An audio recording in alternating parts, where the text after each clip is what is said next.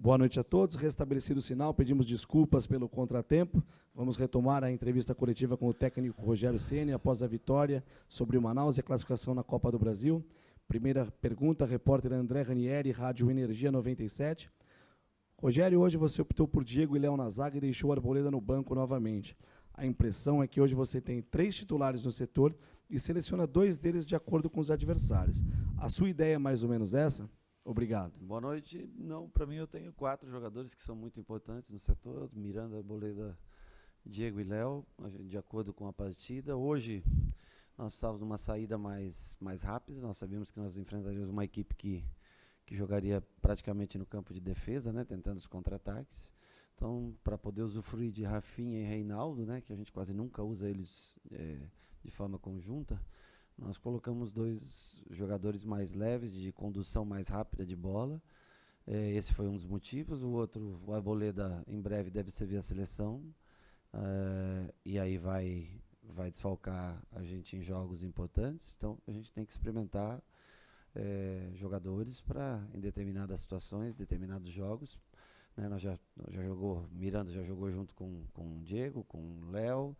E hoje era importante que Léo e Diego, acho que é a primeira vez, se eu não me engano, né? Nesse ano que Léo e Diego fazem a dupla de zaga.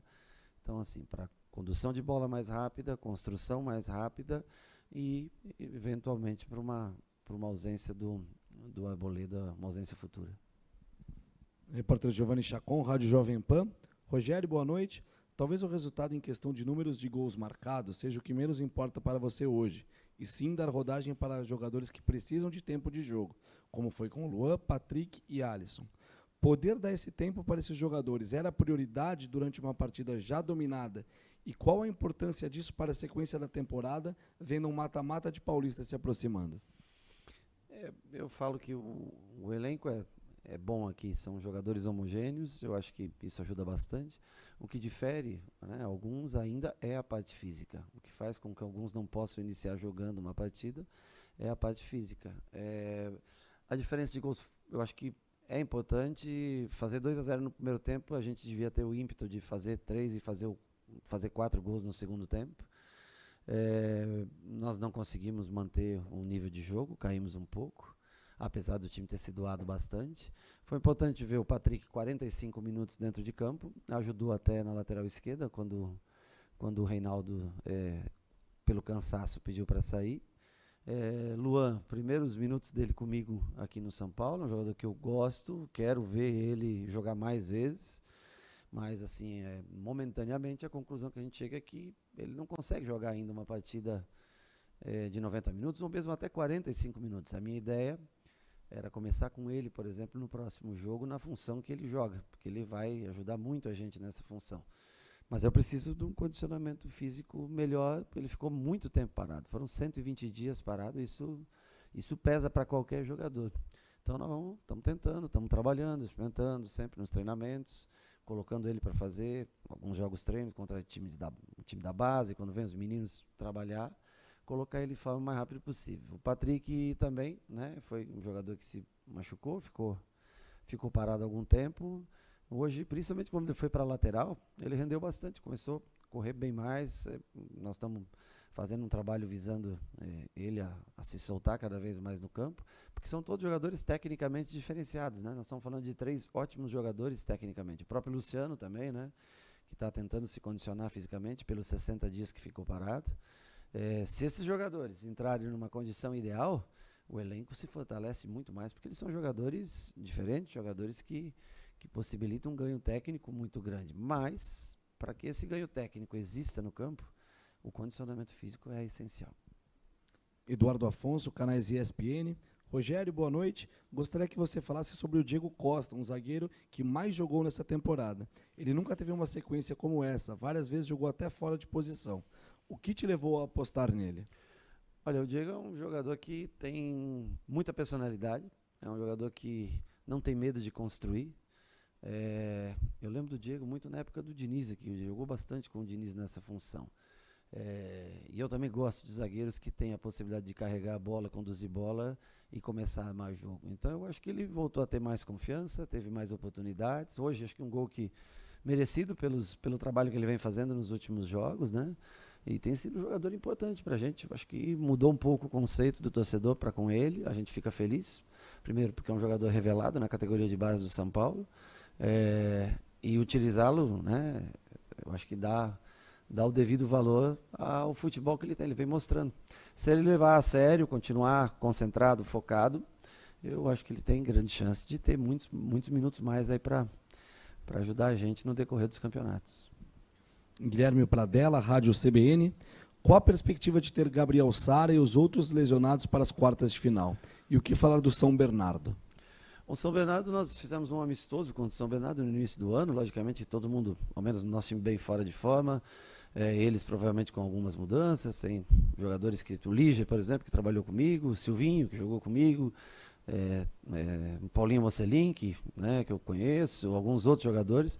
Eu vou estudar mais a fundo, porque na verdade foi uma equipe que nós não estudamos ainda, pelo fato de saber que nós não confrontaríamos com eles até uma possível fase de mata-mata. Então, a partir de amanhã a gente já tem os analistas de desempenho estudando bastante o São Bernardo para que a gente possa enfrentá-lo, já que hoje definiu, né, a Ferroviária com empate, se não me engano, com o Santos, logo antes do nosso jogo, definiu o São Bernardo como nosso adversário. Nós vamos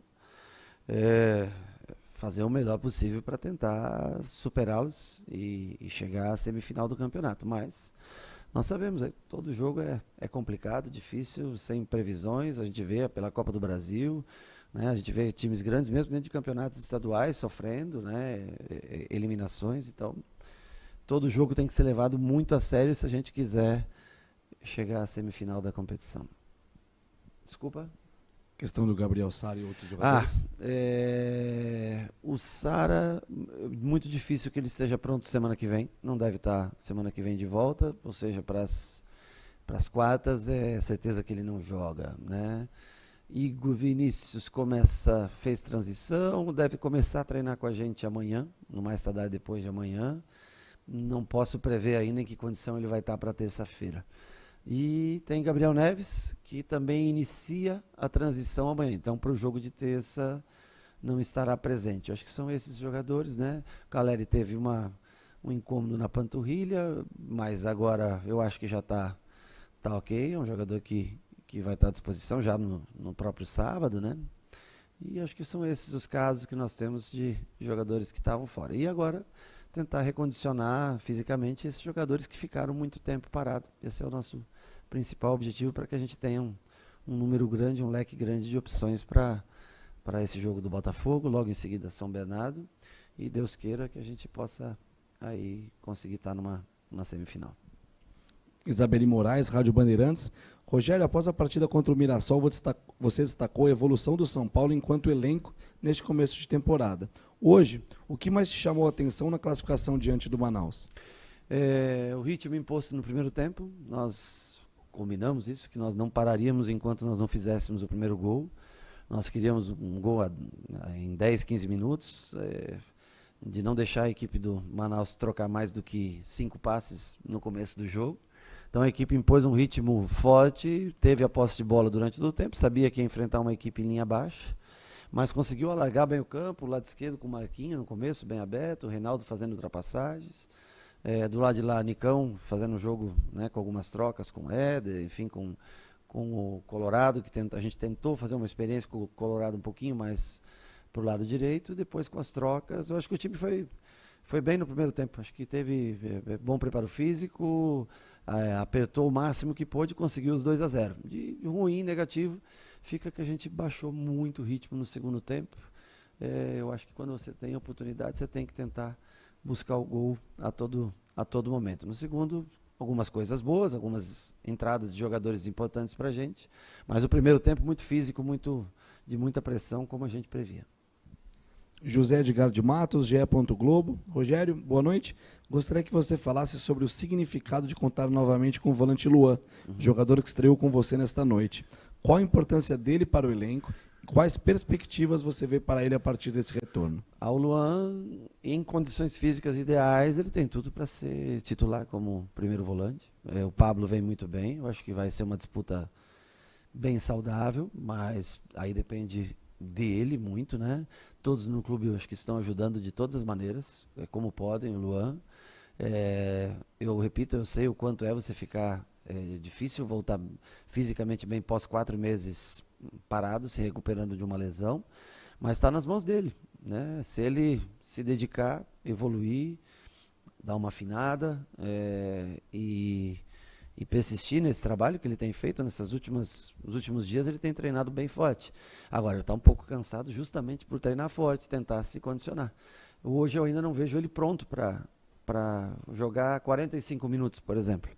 Mas eu torço para que ele em breve possa estar pronto, porque ele é um jogador extremamente útil. Nesse sistema que nós jogamos agora, ele tem total capacidade de exercer essa função. A gente conta muito com ele.